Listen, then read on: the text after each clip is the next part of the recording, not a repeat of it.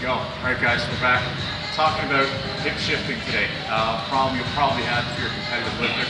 So if we think about what happens when we deadlift with that alternate grip. If I take an even grip on the bar and I swivel, keep this hand straight, but swivel out, right away, you notice I'm about 15 degrees out further on that side.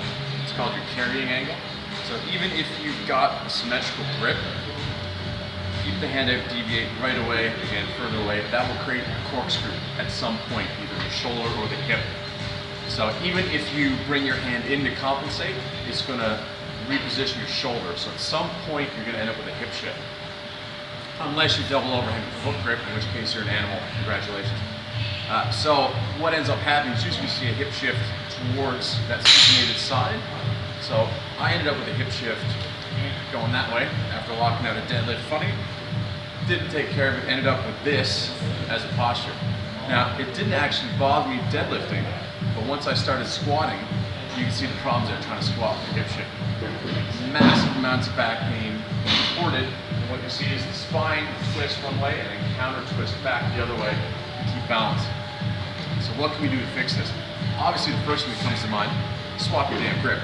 Switch that over again, all right? Second, we have to think about what happens mechanically when the hip shifts to the side.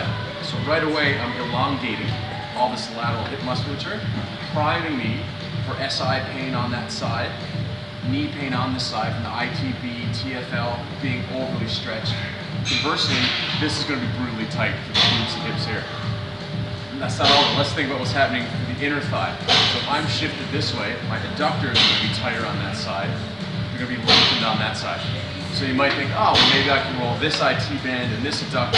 And yeah, you'll be getting part of it. What about the strengthening component of that hip? In physiotherapy, we have a McKenzie principle that usually relates to disc bulges.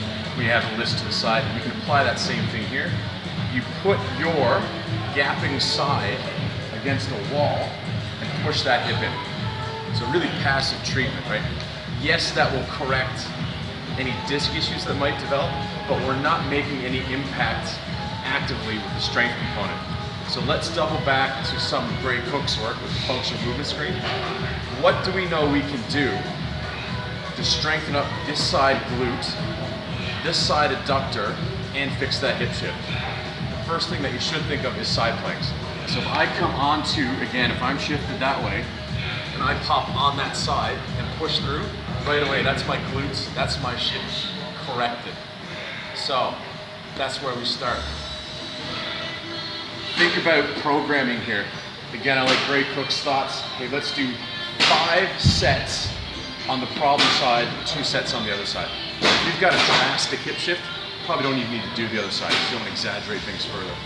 Think 5 sets here until you start to even out.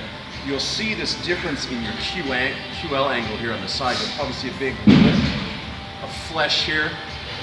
Once that evens out, you know, okay, let's start doing side planks both sides. Now, let's again think more laterally here, because again, it's probably not going to affect you with your deadlift as much because the weight is so low. But when you get a high load on your squat, when you squat with your hips tilted, you're going to notice it a lot quicker.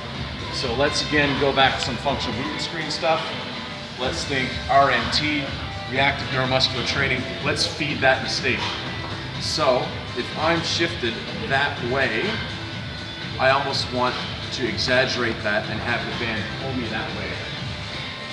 Again, if I'm that way, this is going to make me automatically correct and push that way.